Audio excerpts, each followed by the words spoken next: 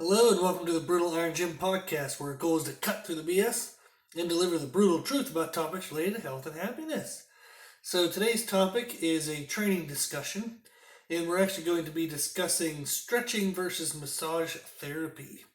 So this is kind of like recovery methods, and these are things that we can use to usually address like kind of small acute issues within the muscle.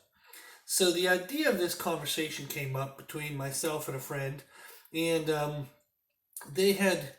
Uh, if you're not familiar with what Graston work is, Graston, Graston, you'll want to pause this podcast, Google search that real fast, and then you'll kind of make a little more sense here.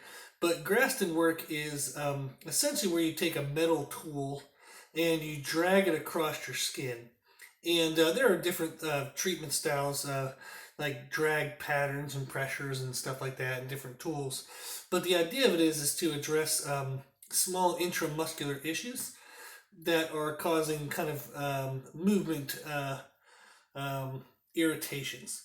So let's just say, for example, one of the best uses I feel of it is a lot of times when people get into leg training, they'll come into the gym after like sitting for like 8 hours a day at the desk, and they would go into doing like a bodyweight squat and they'll feel pain in their kneecaps, especially the very bottom of their kneecap or the top of their kneecap. So kind of like where our patella tendons are, so the kneecap tendons. And what you can do is you can take a metal tool, and we've even used just like our collars from our barbells, and you kind of scrape down the middle of your quadricep and what that the front of your thigh, and what that does is it kind of releases some tight tissues that were in the middle of the squat, pulling unevenly and too much tension wise, pulling too much on the patella tendon, the kneecap. So if you kind of take like just 10-15 seconds and just kind of scrape down through the middle of the belly of the muscle, it will release some tension within the muscle and give it like quote unquote slack. Some of these terms I'm going to use are not medically accurate, but they're giving you a good idea of the description, hopefully. But it kind of creates some looseness more in the muscle. And then when you go to squat again, all of a sudden there'll be no pain in your knee. So if somebody goes to do a bodyweight squat or a hack squat or leg press, or it's like walking lunge, anything where they kind of have to like bend their knees and load tension into the musculature of the thigh, and they get pain through the front of the knee, they can do the scraping technique, and like I said, in 15 seconds per leg, all of a sudden that pain's gone and they can get into their workout. So the friend was mentioning this concept to a doctor, and a doctor kind of like scoffed at the idea and kind of said it was stupid, and said the same thing could be accomplished through stretching. So the doctor dismissed the idea of specific muscle treatments using different like scraping and massage therapy type techniques, and thought stretching was just as good. And my friend asked me what my thoughts were. First of all, my thought was he should not be taking stretching advice from a doctor, because doctors have absolutely no education on physical fitness. So that doctor would know nothing else. They would know nothing more than Judy down the street who read her most recent Oxygen magazine about stretching and massage therapies. So I get very frustrated when people of any profession talk outside of their realm, and unfortunately that happens a lot in this health profession, where people kind of spew bullshit basically and passing it off as knowledge. And doctors unfortunately do that quite often with nutrition and training advice. And even sometimes you'll have somebody who's a chiropractor who's trying to give like training advice whenever that's not what they're actually educated in. And you'll like there's a bunch of crossovers, and there's personal trainers who are absolute douches on terms of like saying things they shouldn't say too. So it happens unfortunately in many fields, but it's very frustrating because especially in a position like a doctor, is in our society we kind of think of doctors as kind of the be all end all of health knowledge, and it's not even remotely close to true. But when they say stuff like that, people think it's like like set in stone truth, and it's not at all. And the doctor should know, like, wow, I've never had education on this topic. What I know it might be a personal opinion more than anything else, so I probably shouldn't tell people that. But unfortunately, they don't. So this doctor had apparently been telling people, um, and I'll spare some of the details of where the person's associated, but basically they had been telling people that, scraping Graston style work, massage therapies, and stuff like that were useless, and stretching can fix everything. That doctor is a dumbass. And oh, that makes me so frustrated that that's the bullshit advice they gave to people. Because people probably went home, tried to stretch out their issues, and for some issues, static stretching makes things worse. So that doctor is a complete asshole, because they actually probably made people feel more in pain because of the bullshit advice they gave. So it's ridiculous. Absolutely makes me so mad. But when the friend messaged me about it, we were kind of discussing why there are various treatments, and I thought that that might be a good thing to share in a podcast. So stretching, and if you think of stretching as like kind of bending over and touching your toes, or like pulling your foot up behind your butt, trying to stretch the front of your leg. So it'd be static stretching, where you're stretching just in one position, you're pulling on the muscle and hoping that the muscle will now release. Do that. You're hoping the muscle will now release due to that tension. So, stretching addresses tightness across entire muscle bellies from origin to insertion. So from like one end to the other. Whereas scraping, which is known as Graston work, and massage work, which is like different types of deep pressure tissue release therapies, they actually address specific location tightness within the muscle belly. So stretching kind of just addresses the whole muscle belly from start to finish, okay, from one end to the other. Whereas there are other treatments that help you address specific locations within the muscle. And that is ridiculously super helpful because stretching a muscle that has a specific location issue, okay, can actually be more harmful than anything else.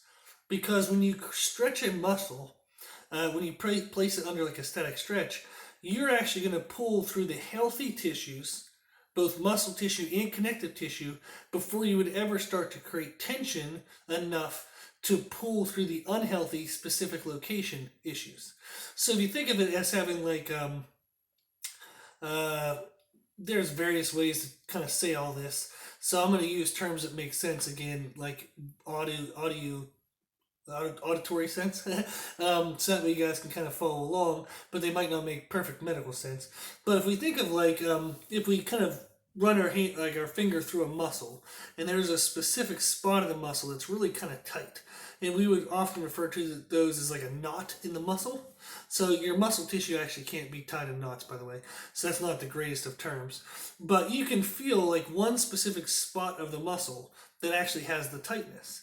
Well, if you're having an issue like that, where there's just that one specific location, but you place the entire muscle under stretch, you're actually going to tear or pull and stress all of the healthy tissue before you would ever start to place any stress into that like small little area. Okay? And that's why static stretching is not a good choice if you have a specific location issue. And that would be 100% why it would be a good choice to do specific deep tissue treatments, like massaging with your hands or fingers, or doing Graston style work. We do ART, which is active release therapy. There's a whole bunch of other kind of therapies we'll use to address these issues. So I do this all the time with clients in the gym. So we actually have a physical therapy table in the gym. I have posters of different pressure points and anatomy systems. So I actually do this for my clients to make sure that they can move well. So, and I've done it on Olympic athletes. So I've done it on, like regular people from, the gym, just regular gym healthy goers. And then I've actually worked on Olympic athletes. I actually have some jerseys up in the gym of Olympic athletes I've worked with. So I am well aware of what I'm talking about here. But the the specific style treatments are very, very, very necessary. So that way you can get the exact effect you need for therapy while minimizing the irritation and inflammation in healthy tissues. So that's why it's extremely important to have these kind of options to the treatments. So having the pinpointed treatments, like we said, allows you to avoid damaging or irritating healthy tissues. So if you're trying to health, like, if you have a knot, quote unquote, knot in a muscle, and you're trying to place it under an entire end-to-end stretch, thinking you're going to pull through that knot, you're actually just going to really piss off your connective tissue. You're going to cause inflammation and then probably have some joint pain now related to that area, rather than actually getting the knot actually stretched out. So that's why I was saying the doctor was a complete asshole for giving advice like that, because people would have went home, done static stretches. They would not have worked to address the specific location issue, but now all of a sudden their elbow would hurt, or their knee would hurt, or their shoulder would hurt. They would actually have joint pain related to that treatment. So sad, sad, sad. So in kind of like a smart ass type answer to my friend, we were kind of joking back and forth that I was saying it's not really an intelligible debate over the need for different therapies. That's why they are there. That's why they've been options for thousands of years, because people thought they were necessary. Okay, and you need to have different types of treatments, and it's just the same as saying, like, the doctor's opinion would be there's no difference between a station wagon and a Ferrari because they're both cars. So, which is obviously stupid. So they're thinking towards like therapies was, oh, why do you need all these individual ones? Just stretch, it'll fix everything. Well, that's so stupid. That is absolutely stupid. So it's sad that, like I said, there's people that actually say stuff like that. But what I wanted to get into, other than this 12-minute rant, for this podcast was that a little bit of the difference between why you would use stretching versus massage therapy techniques, and giving you all more awareness of different ways to treat your muscle issues if you do run across any. So, for example, I had someone text me very recently, a female. They had been doing a new style of training to them, and they had been doing it. They'd been doing it a little bit before, but all of a sudden they kind of really got into it, and they did an enormous amount of volume of this new style of training. And basically, what happened was they ended with a very painful calf tightness. So they had tightness across their entire calves from origin to insertion, and it was on both sides. And they were having a hell of a time walking around, moving around, and it basically just killed them. Their calves felt like they were like just big, bricks. So they couldn't move, they couldn't stretch, they could barely walk. The tissues felt super duper tight. They couldn't really get anything kind of to loosen up. So they asked, what would I suggest they do? So we talked a little bit about like heat versus ice treatments and odds and ends. And we got down to talking about where we felt the best thing would be, we felt the best thing to do would be to put heat onto the tissues. So they used a heating pad for about 10 minutes on each calf. And then we had them put baby oil on the calf, and they did long, soft massage strokes up and down the muscle belly. And what they found was that this was actually a good way to kind of get the muscle belly to start to loosen. So the heat kind of pulled blood into the tissue, and the tissue was already tight. It wasn't an inflamed tightness, it was just a tightness. So there's actually a difference between like an inflammation type tightness versus a general soreness, like delayed onset muscle soreness kind of tightness. So that's what our questions were at the very beginning, was trying to see which one was she experiencing. So for example, if I am doing an exercise, like say I'm doing a really heavy lift, and all of a sudden I tear a muscle. So you do an intramuscular tear, that your body's going to send a whole bunch of blood in there as like a natural response, and it's actually going to kind of like inflame the tissues and get the thing super pumped up and super tight, and then the person has trouble kind of walking around. and that's just due to the acute response of the body by shoving a bunch of blood in there. So that would be an inflammatory type tightness, to where putting heat on that might actually make it worse because it was already having freaking too much blood in it. So hers was a chronic tightness that was kind of like already past that acute stage. So putting the heat on actually made the muscle feel more relaxed to her. So that's a good sign. The muscle actually felt better. Then doing the long, smooth strokes with her thumbs down through the muscle belly, it actually kind of like we were using the heat to push the blood in. She was using her hands to push the blood out. So it kind of got the tissue to get more mobile because we had kind of filled it up with blood, pushed the blood back out. Filled it back up with blood, pushed the blood back out. And by doing that to the tissues, we were creating movement and we were creating space within the tissue. So that actually allowed her to be able to kind of like pick up her foot and put her foot down so she could actually bend her ankle. She could do ankle circles. She could start doing some more movements. So that was one treatment where the massage therapy was absolutely necessary. The stretch tension was absolutely not necessary and wasn't going to work. So she couldn't even stretch the dang muscle because it was already so tight. And that was a good sign is, well, how can I stretch something if it won't move? So there are certain issues that are kind of self-explanatory that stretching wouldn't be a good thing because you can't even stretch the damn thing. So that was just a real world example that just came up a day or two ago. So I thought it'd be kind of neat to throw in here. But uniformed tightness, meaning the muscle belly is tight from one end to the other. There's not necessarily a specific location within the muscle. It's just the whole damn thing is tight. So you'll see that, like I said, in like examples of this girl where it's an exercise induced issue, meaning that it was something they did that was above normal. So maybe you'd never ridden on a bike before, and all of a sudden you went on like a 6 mile bike ride, and all of a sudden your calves are all cramped and tight up and tightened and stuff like that. So it's something where you overexerted a muscle, and there was no specific trauma to the muscle; it was just overexertion, and you have an extreme case of delayed onset muscle soreness. So that's an example of a uniform tightness. Then we have examples of uniform tightness due to compensational issues, due to strength imbalances, for example. So sometimes people will have like kind of tightness in their hamstrings, and it's because their hamstrings are weak and they use their lower back for everything and they have no butt. So men, I'm talking to you, and then there's definitely women like this as well.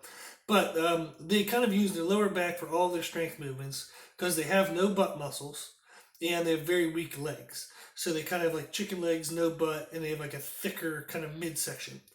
And what ends up happening is instead of them bending through their hip joint, okay, when they go to bend over to pick something up, instead of it looking like a squat, they round over in their back and they use their lower back muscles. Well, the lower back muscles are anchored off of the hip structure. Well, if I'm pulling off the hip structure from the top, okay, so your lower back, if you go from your hips up to your shoulders, that would be above the hips, right? Well, if I'm anchoring off my hips and I'm pulling upward all the time, there has to be something pulling downward to create a base, a foundational base for my back. So, for example, I can't squat something unless I push through the floor, right? So my back can't anchor off the hips unless there's something holding the hips in place. So that what ends up happening is the hamstrings, since they're too weak to create dynamic movement, so since they're too weak to stay mobile and fight against the strength of the back, they crank down and get super duper tight. We call this often chronic tightness. And they'll get super duper tight and kind of rock solid, and they won't stretch much because they're too weak. There's no glutes to help out. The person doesn't bend through their hip joints, and they use their lower back for everything. So what ends up happening is this person has really tight hamstrings. Then often people are like, oh, I need to stretch my hamstrings. No, you don't. Holy hell, no, you don't. That'd be the worst thing. So you actually need to strengthen your hamstrings, not stretch them. If you're constantly pulling them back open, they're constantly just going to go right back to being tight if you never strengthen them because they're too damn weak. And them being chronically tight is the only way they can survive, you using your lower back for everything. So in cases like this, statically stretching the hamstrings would be absolutely stupid this is again why that doctor's advice was bad and that doctor's an asshole, is it's stupid because you're cranking open a muscle that's trying to protect you. So the hamstrings are getting chronically tight to protect your dumb ass. So don't be trying to rip them back open. So what you would actually have to do is to strengthen your hamstrings, build glutes, and learn how to bend and hinge through your hips, not round over in your lower back. Now, I have a natural tendency when I was younger to kind of have that type of movement pattern. And I've actually corrected that in my own body over the years. So I've been lifting weights now for almost 20 years. I'm on 19 and like 3/4 years. But I actually had to correct that in my own abilities and posture and everything. And it took an immense amount of work to strengthen my glutes and get my legs strong. And then what that actually helped do is thin out my midsection. So it thinned out my midsection, built me a butt, and built me some legs. And that's what I have to always think of is when I bend over to pick up something, I have to make sure I always bend through a hinging motion of the hip rather than rounding over in my lower back. So that's a case where, like we said, the calf example was uniform tightness throughout the entire muscle belly due to overexertion of exercise. Whereas the hamstrings is a uniform tightness across the entire muscle belly due to a compensational issue. So static stretching, okay, in most of these type of cases is not going to work well. It is not as effective as dynamic movement and massage therapy.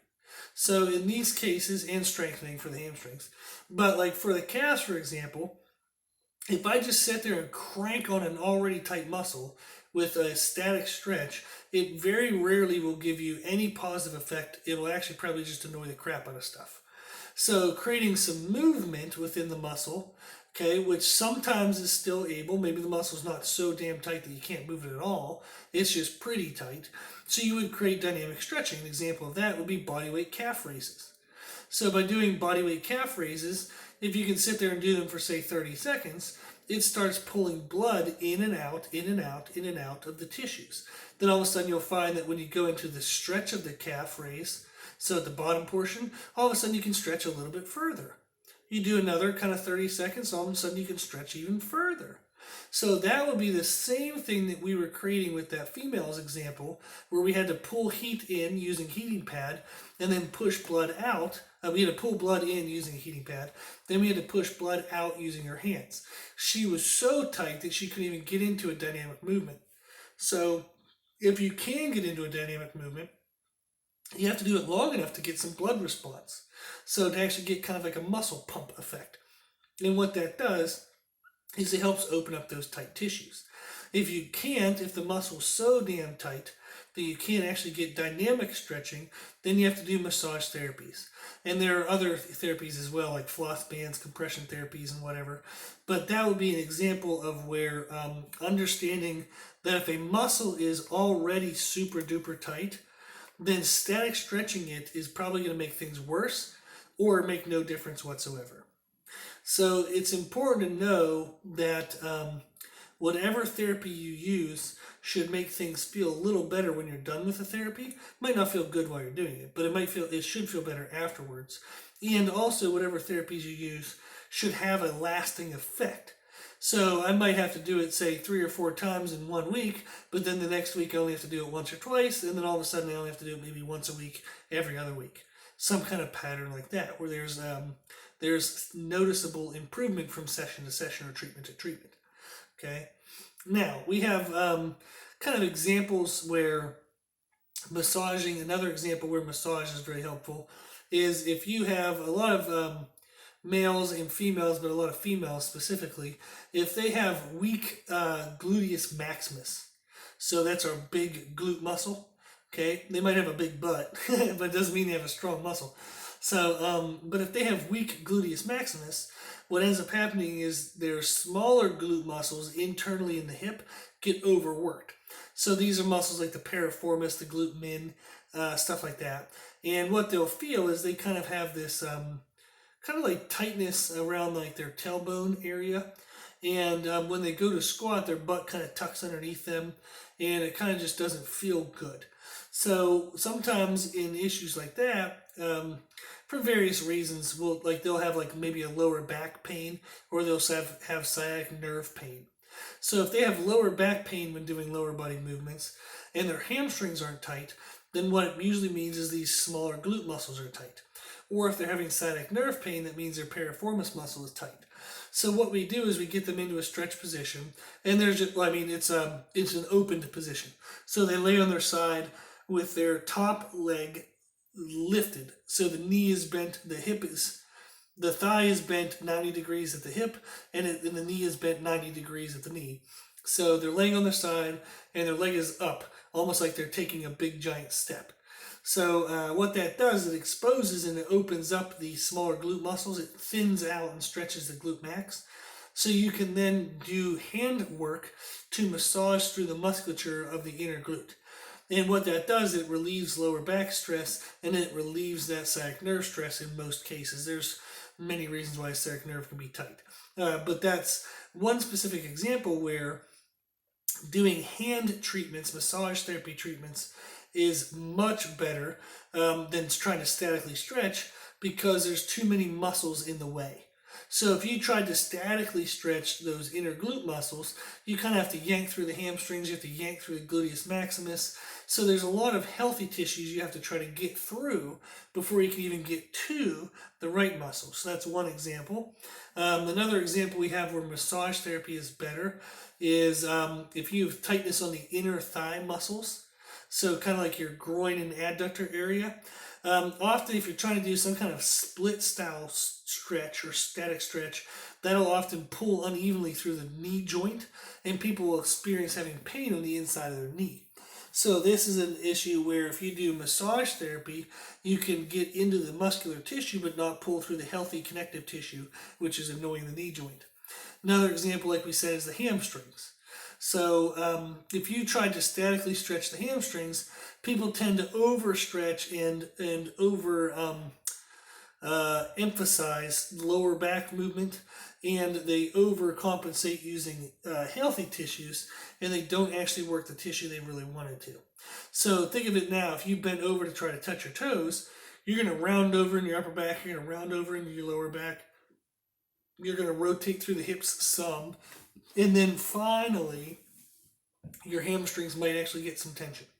So those are three cases, and there's a bunch more, but those are three cases where massage therapies are, and that's like massage with hands, massage with foam roller, so deep tissue treatment therapies. And we have compression rollers we make and sell at our gym that kind of help aid in deep tissue massage therapy. It actually lessens the stress on the practitioner. So you can actually do these kind of compression rollers as a broad-based way to kind of get in some deep tissue treatment, and then follow up with your hands or a specific tool. But it really, really cuts down on how much time you need for the specific tool or hands. So it really saves the practitioner a lot of wear and tear. So we have rollers that we sell for that, and it just came out of need out of our gym. You know, like I was killing my hands working on people so much, so it was nice to get a broad sweeping tool to kind of do a lot of the groundwork for me. But these are some ideas. So I guess the idea of this podcast was more so to raise awareness that static stretching is not the be all end all of muscular treatments. There are other options for very good reasons, and you need to explore those options as much as you can. So we have done a podcast in the past where we talked about different types of treatments, different type of like muscle therapies. So we can have you check out that podcast if you'd like more. But the idea is that you have to find the exact issue. I'm trying to figure out what that podcast was. Gosh dang it. So, but you have to kind of practice things and try to see what works best for you and what is giving you a lasting effect between treatment. So that's the idea, is the more you experiment, the more you're going to hopefully find what is the best one for you. And let me see if I can find this thing here. So I looked up a lot of books. There's Kelly Starrett, which you can find on YouTube. He has a book called Becoming a Supple Leopard, which is a weird name, but he has two of those, and that's one really good resource you can check out is Kelly Starrett. Another resource you can check out for these type of or abnormal type of treatments that might be better for you than static stretching. Another one is called Smash Works, and it's SMASH, but WERX. So works is WERX. WERX. So Smash Works on YouTube. Okay, the guy's name is Travis Bachmeyer, and that's another really good resource you can look up. So we have, let's see here, recovery methods. So podcast number 34, titled Recovery Methods. That would be the podcast you'd want to check out to find out more about different types of treatments and therapies there are to address your different issues. So in that one, we talk about like compression therapy, we talk about floss bands, we talk about using lacrosse balls, so a whole bunch of other stuff that you would find very helpful. So definitely check that out. So again, that's podcast 34, Recovery Methods. So our hope is that you keep an open opinion of what types of treatments and therapies there are out there. So that way you can maybe find what works best for you. And